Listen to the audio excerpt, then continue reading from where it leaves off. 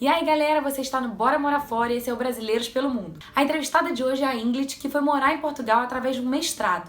Ela vai explicar tintim por tintim em relação à burocracia, à documentação e ainda os direitos e deveres. Se o marido dela pode trabalhar e se pode, como é que tá o mercado de trabalho por lá. Enfim, a entrevista ficou super legal, eu espero que você goste.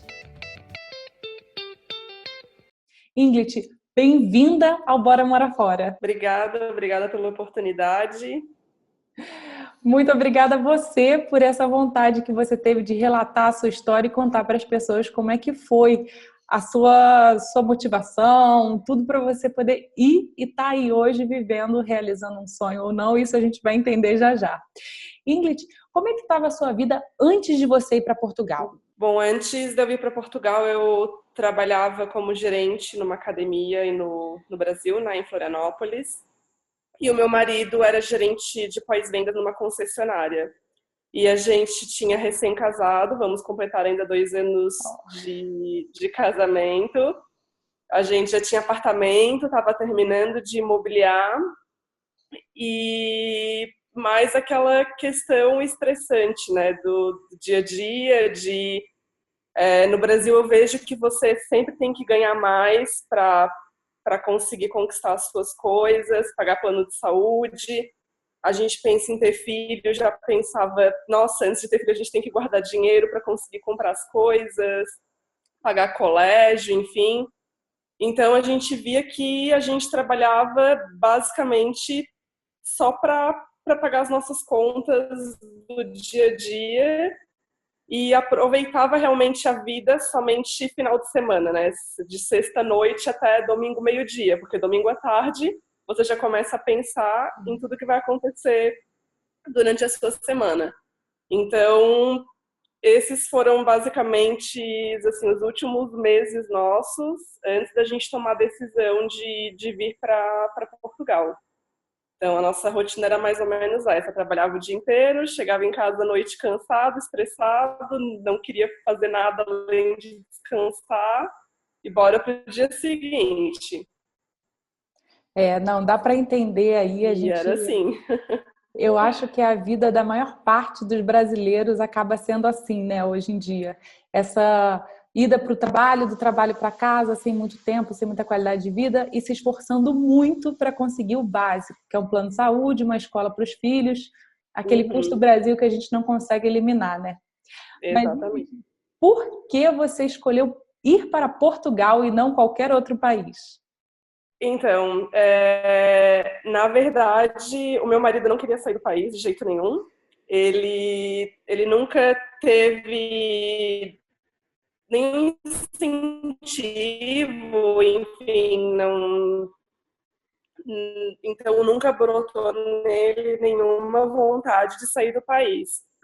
Eu já tinha feito um programa durante a faculdade, Work Experience, já namorava, a gente continuou namorando, mesmo esse período aí à distância, e eu já tinha sentido, vivido, né, vivenciado que era muito legal tu conhecer outra cultura, né, enfim, aprender coisas que no Brasil você acaba não aprendendo. E, na verdade, eu comecei a seguir um casal que tinha ido para a Austrália, um casal de Florianópolis, e seguia eles e ficava pro meu marido, né, no ouvido dele. Nossa, que legal, né? Olha só, enfim, eles estão passando dificuldade, mas estão superando todas as dificuldades juntos. Olha o quanto que eles já aprenderam. E eu assistindo todos os vídeos e, de vez em quando, cutucando meu marido, né? Nossa, tipo, é que eles tinham uma profissão no Brasil, mas eles foram pra lá, estão fazendo uma coisa totalmente diferente, mas estão muito mais felizes e tal. E ele era muito preocupado porque na empresa que ele estava trabalhando, ele já estava trabalhando há 9 anos, já tinha um cargo bom, querendo ou não, estava ganhando um bom salário, e ele tinha medo de desistir de tudo, a gente sair do país e depois, se tivesse que voltar, ele não ter a mesma oportunidade, porque ele levou 9 anos, né, para conquistar o que ele conquistou. E só que daí o estresse do último ano fez ele repensar e a gente começou a meio que assim no início do ano, na verdade, a pesquisar, né? Então tá, vamos começar a ver, assim, sem compromisso. Tá bom, vamos. Aí a gente chegou a consultar uma agência pra gente ir pra Austrália, só que pra gente ir pra Austrália a gente teria que vender nosso apartamento por conta de um dinheiro que eles pedem depositado numa conta e tal. E uma das decisões que a gente tinha tomado é que a gente não iria vender o nosso apartamento, mesmo também porque como ele já era mais inseguro, né? É uma segurança mais que a gente tem de que se a gente tiver que voltar, a gente tem um canto nosso para voltar. Legal. Daí a gente então viu para ir para Irlanda, só que também sairia um pouco mais caro e além disso, meu marido nunca teve contato nenhum com o inglês, né? Ele nunca fez curso de inglês, nunca teve contato nenhum. Então, além dele estar receoso por sair do país, ele também ficava receoso com ter que praticar uma outra língua no local que ele não conhecia. Então, ele chegou e falou assim para mim: Nossa, então por que a gente não vai para Portugal? Portugal fala a mesma língua, então eu vou conseguir me adaptar bem com relação à língua, vou ficar mais tranquilo da gente estar saindo para um país, para um local que eu vou conseguir me comunicar. Então, surgiu a ideia, na verdade, por parte dele, da gente vir para Portugal. Começamos a seguir alguns canais no YouTube de brasileiros que já estavam aqui. E só que uma decisão que a gente tomou era que a gente não queria vir de forma ilegal, como nós sabemos que muita gente vem, até muita gente que tem canal no YouTube veio como turista, ficou.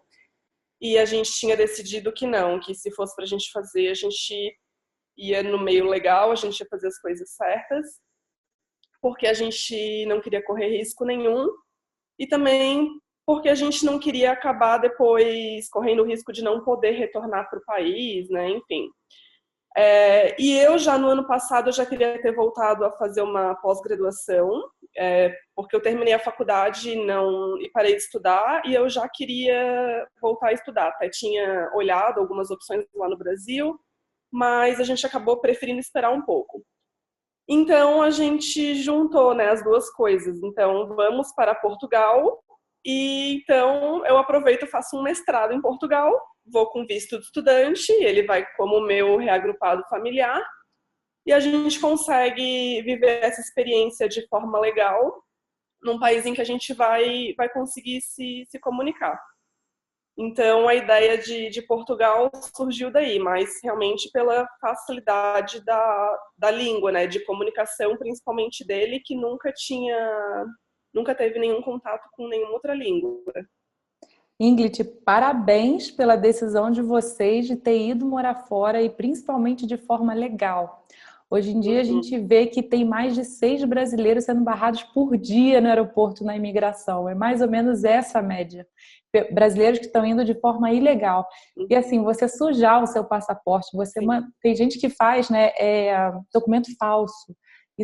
Isso da cadeia. Então, assim, muita gente indo dessa forma irresponsável, que acaba manchando um histórico tão grande que depois para conseguir visitar um outro país já é uma dificuldade enorme. Então, parabéns por essa decisão de vocês. Legal vocês terem conseguido aí se ajustar nos seus sonhos e desejos. Isso eu achei o máximo. E, Ingrid, você falou que você foi através de estudo. Você foi para fazer um mestrado aí em Portugal.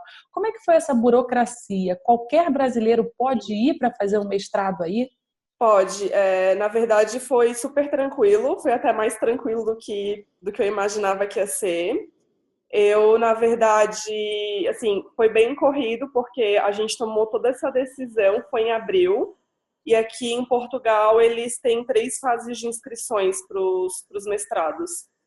E a primeira fase terminava no final de abril, se não me engano, era dia 30 de abril. E, assim, eu tinha 2 semanas que a gente tinha tomado a decisão que a gente ia vir para Portugal, porque senão a gente só ia conseguir vir no ano que vem, porque aqui o ano letivo começa em setembro. Então, as candidaturas eram em abril para você começar a aula em setembro.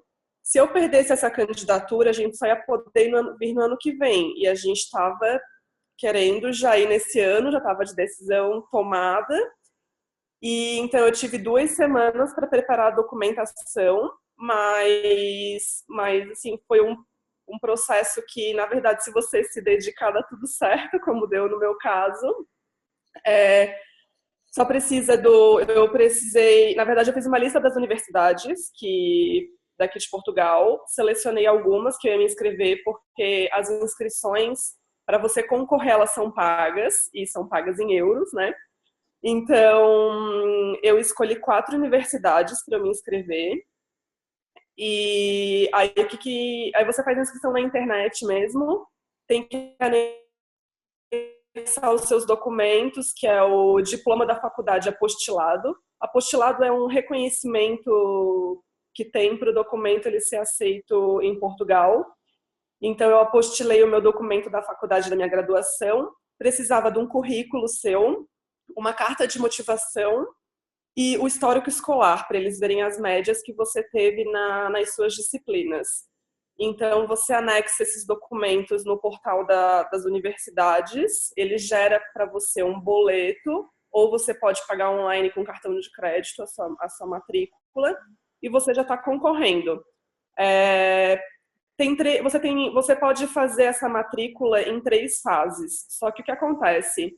Quem faz na primeira fase, se já preencher todas as vagas, não abre matrícula para aquele curso na segunda fase.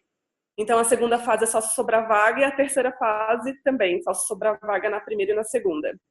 Então, eu já queria me inscrever na primeira porque eu não queria correr esse risco.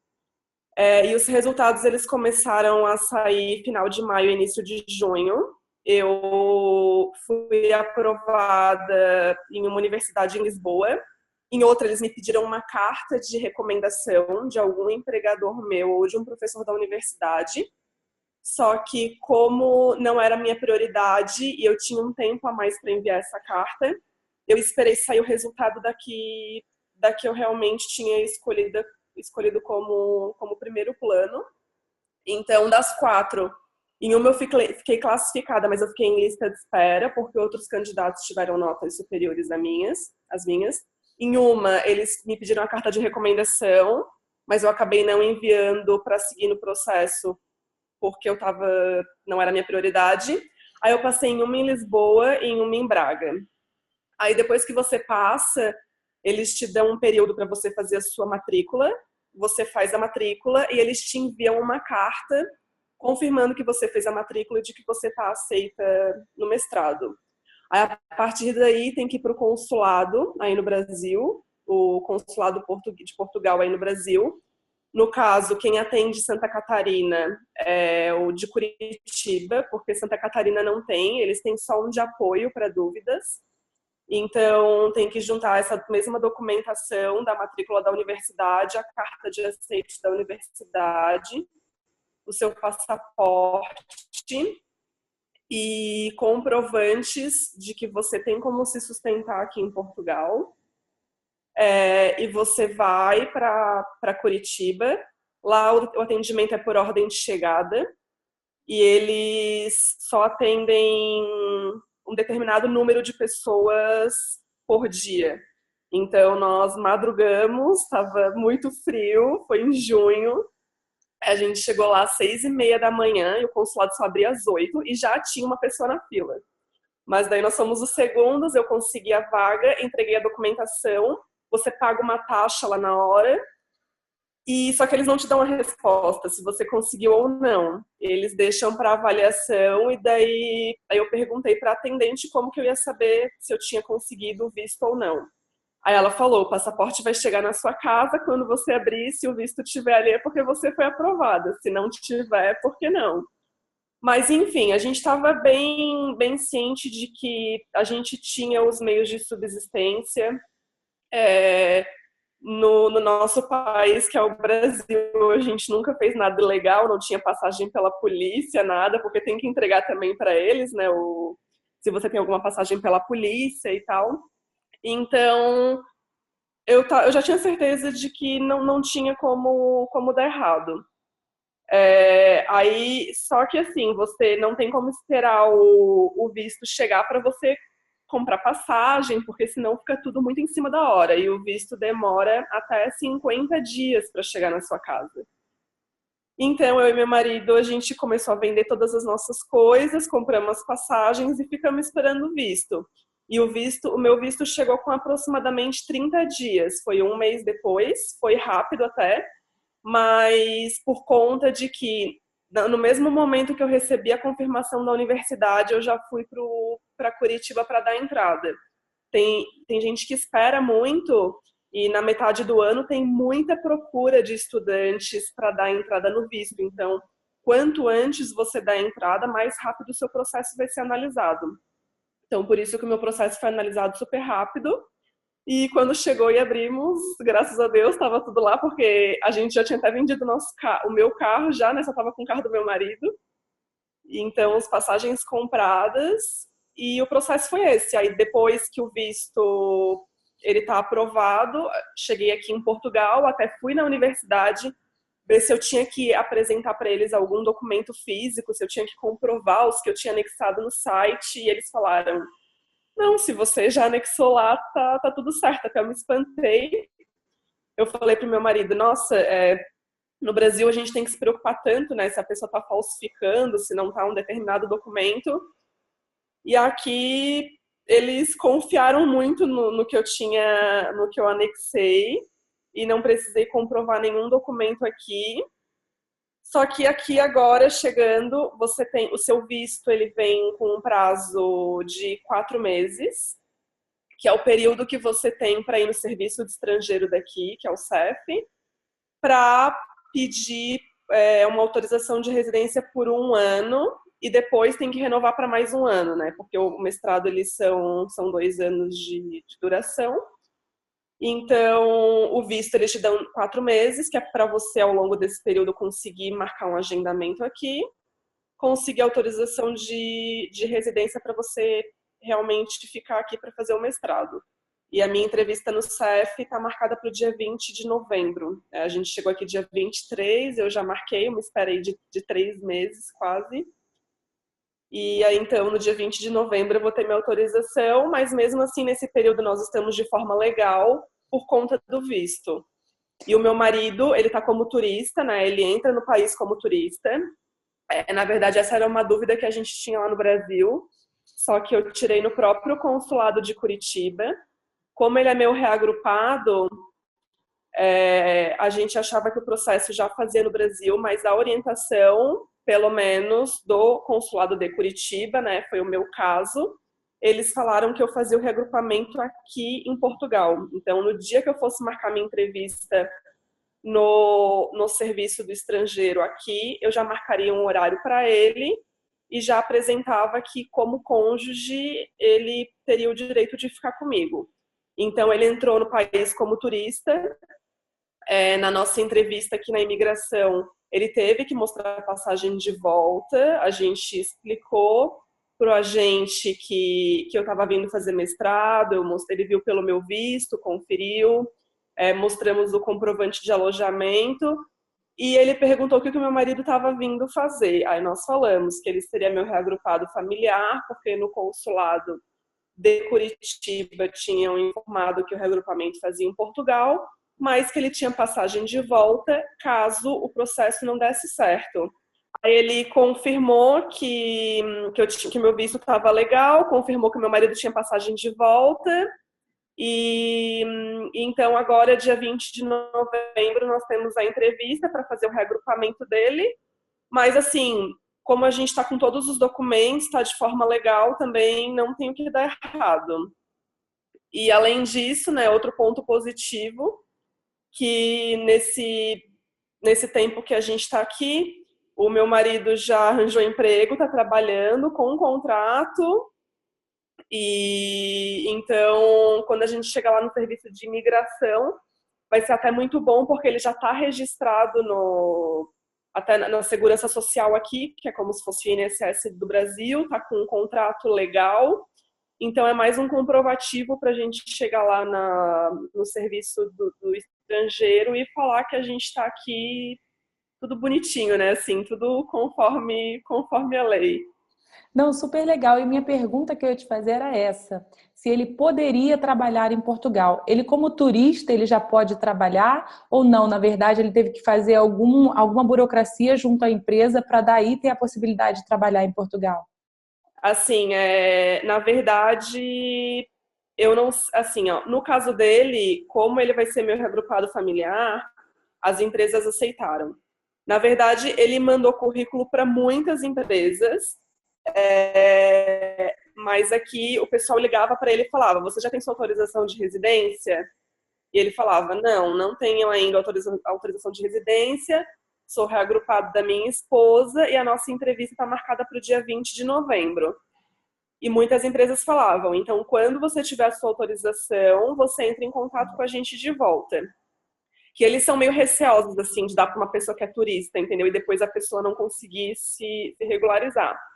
Mas teve uma das empresas que ele mandou que estavam precisando muito, e daí que essa empresa falou? Essa empresa falou assim: ok, então eu vou confiar em você, né? Vou dar uma chance para você, só que então a gente quer que você traga o passaporte da sua esposa, né? Que eles queriam realmente confirmar que eu tinha o visto, e que você traga para a gente a confirmação do seu agendamento no serviço de estrangeiro. Então, meu marido levou, além do passaporte dele, que era o documento que eles iam fazer o contrato dele, levou o meu passaporte também e levou a confirmação de que a gente tinha o agendamento no dia 20 de novembro. A gente veio com a cabeça totalmente aberta de que a gente não teria a mesma profissão que a gente tinha aí no Brasil, pelo menos na nossa fase inicial. E o meu marido, então, ele foi distribuindo para muitos lugares, e esse local que deu a chance para ele é uma serralheria aqui em Braga. E ele tá trabalhando, ele nunca trabalhou com isso na vida, ele deixou bem claro na entrevista que nunca tinha trabalhado, que não tinha experiência nenhuma, mas o dono da empresa falou para ele que ia dar uma chance para ele, que ia ensinar ele a fazer as coisas. Então ele entrou lá, tá trabalhando de auxiliar. Só que na semana passada, o meu marido foi chamado na marca da mesma concessionária que ele trabalhava no Brasil para trabalhar aqui. Que legal. Então na verdade, eles ligaram para ele várias vezes, só que ele estava trabalhando, não podia atender. Aí mandaram um SMS para ele: Olha, a gente quer muito falar com você porque você tem experiência na nossa marca e a gente quer conversar com você. Meu marido combinou com eles um horário de almoço, né, para conversar por telefone, e já deixou bem claro na ligação: ó, eu sei, eu mandei currículo para vocês, só que eu ainda não tenho autorização de residência. Explicou tudo, né? E eles falaram: vem aqui para conversar com a gente que a gente vai ver o que a gente consegue fazer.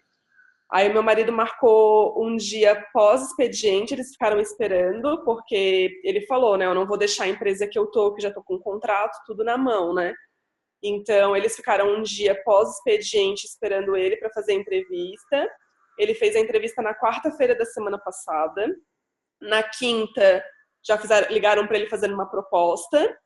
E ele ficou de dar a resposta hoje, porque final de semana a gente foi lá no local, conhecer, né? Enfim, verificar tudo certinho.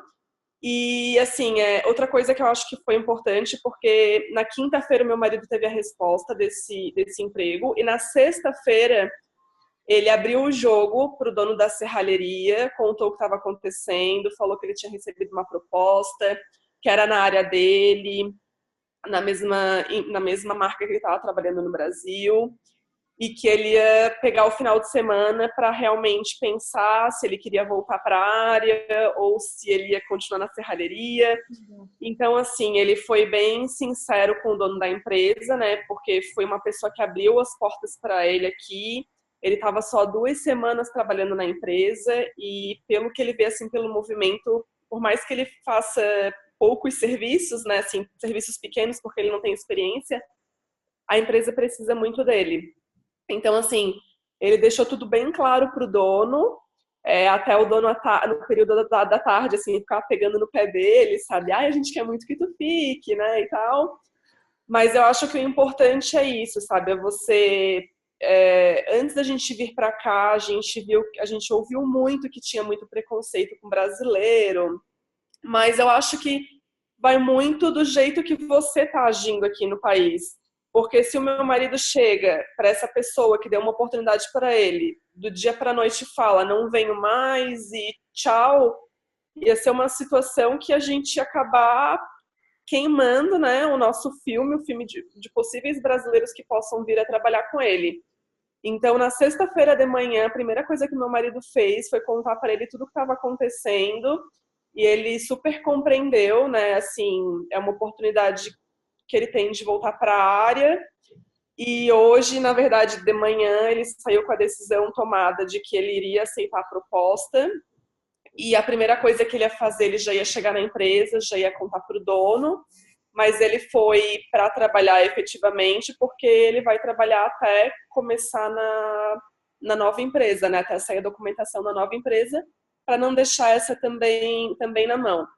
Então, eu acho que assim, tem gente ruim e gente boa em todos os lugares, né? Portugal, Brasil, Austrália, enfim, para onde você for. Com certeza. Só que eu acho que o nosso papel é a gente tentar ao máximo ser honesto com as pessoas daqui, a gente, enfim, não querer dar jeitinho em nada, porque além de você estar se queimando, você está queimando possíveis brasileiros que possam vir a precisar daquele emprego e não vão conseguir por um mau comportamento de uma pessoa brasileira que fez alguma coisa que prejudicou a empresa, né? Então, assim, até o meu marido falou, né? Nossa, ele foi tão querido comigo na sexta, a gente conversou tanto sobre isso, que quem sabe até, se não der certo nessa empresa, eu fico com uma porta aberta para um possível retorno, né? Por mais que ele tenha ficado pouco tempo, por ele ter sido honesto, ele deixa a porta abertas também para ele, né? Então, ele está trabalhando, mas por quê? Porque ele é meu reagrupado. Se ele tivesse simplesmente como turista, se não tivesse o meu visto, se a gente não tivesse a entrevista, não sei se ele teria uma oportunidade como essa. Então, questão de trabalho, ele pode trabalhar o regime integral e eu também posso trabalhar, só que eu só posso trabalhar a tempo parcial, porque o meu visto só permite que eu trabalhe meio período. Por quê? Porque eles consideram que se eu estou vindo aqui para estudar, eu tenho que efetivamente estudar, eu tenho que ter tempo para estudar. Então, eu ainda não comecei a procurar emprego, vou começar agora, provavelmente na próxima semana, mas eu só posso trabalhar part-time e o meu marido pode trabalhar full-time. Então, assim, questão de emprego aqui, tem muita vaga de emprego, só que eles exigem que a pessoa esteja legal. Tanto que o meu marido recebeu várias ligações, e nas ligações eles perguntavam se ele já tinha autorização. Não, excelente, bom saber que tem essa oportunidade de ir, você estudando e ele podendo trabalhar e você trabalhar meio período, é uma forma de se manter aí em Portugal sem precisar gastar e tirar das economias do Brasil, né? Isso é muito legal. Ingrid, você falou que para você ir para a Austrália ou para a Irlanda seria muito caro. Para você ir para Portugal, quanto custou o seu processo aí todo, o mestrado? Foi bem mais barato do que seria em outros países?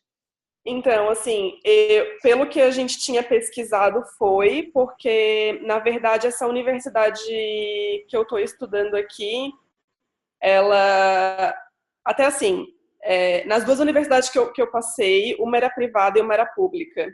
Então, a que eu passei em Lisboa, ela era privada, ia sair muito mais caro, por isso até que uma das opções da gente ter escolhido Braga foi por conta do valor da universidade.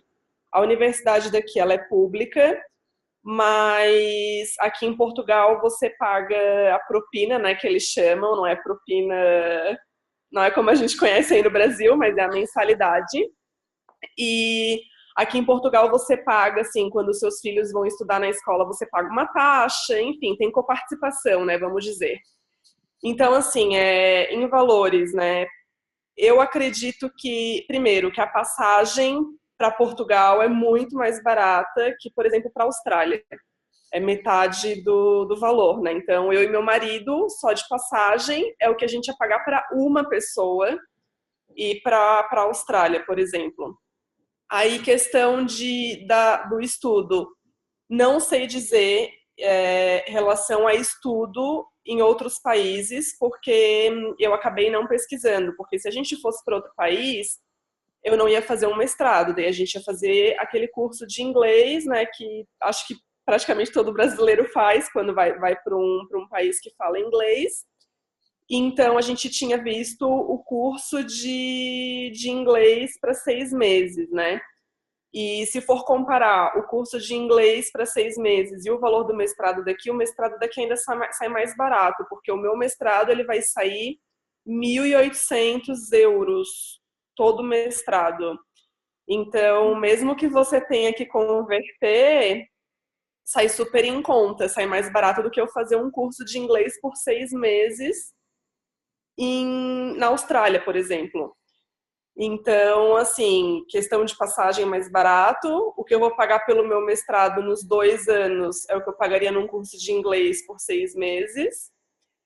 E fora isso, o custo de vida do dia a dia que a gente tinha pesquisado, né? Questão de aluguel, questão de alimentação, né? Assim, água, luz, que a gente tinha feito uma pesquisa e que nesses outros lugares ia sair mais caro.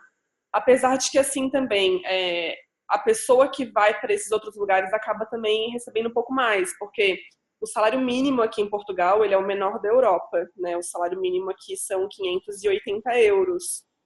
E, às vezes, se você for trabalhar na Austrália, na Irlanda, você ganha por hora, em dólar, e no final das contas, pode ser que dê mais do que o valor que Portugal está disposto a pagar, né? Vamos dizer assim. Mas no final das contas, como a gente viu que o aluguel era mais barato, que, enfim, para se manter aqui era muito mais barato, então a gente preferiu vir para cá, porque o dinheiro que a gente juntou no Brasil, a gente conseguiria viver aqui, assim, por pelo menos um ano, se a gente fosse economizando. E se a gente fosse para outro país, a gente já ia gastar tudo assim numa levada, assim, tipo, para fazer inglês eu e ele. Então, o curso de inglês já ia muito dinheiro, mais passagem, mais estadia nesses locais que está muito valorizado, né? Está muito caro. Então, assim, o custo de vida aqui em conta para os 2 anos, né?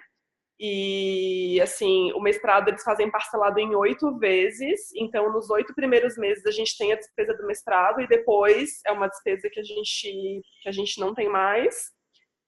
E então foi por isso, assim, até que a gente preferiu vir para cá também, né? Pelo custo de vida aqui. Nossa, realmente, que bom que você conseguiu essa universidade pública que te deu essa oportunidade de estar estudando, fazer o que você queria e bem mais em conta. Ingrid, logo que vocês chegaram em Portugal, vocês tiveram alguma grande dificuldade? Eu espero que você tenha curtido essa entrevista com a Ingrid, mas fica tranquilo que não acabou não. Vai ter uma próxima e ela vai contar pra gente qual foi a maior dificuldade que ela enfrentou durante essa mudança. Então, se você gostou, curte lá embaixo, se inscreve naquele botãozão vermelho e badala aquele sininho que aparece logo ao lado para você não perder mais nenhuma entrevista que vai surgir aqui no canal. Que assim como essa, eu vou trazer diversos brasileiros e também profissionais para relatar sobre assuntos de morar fora com propriedade. Então é isso, te vejo no próximo vídeo, um beijo enorme e bora morar fora!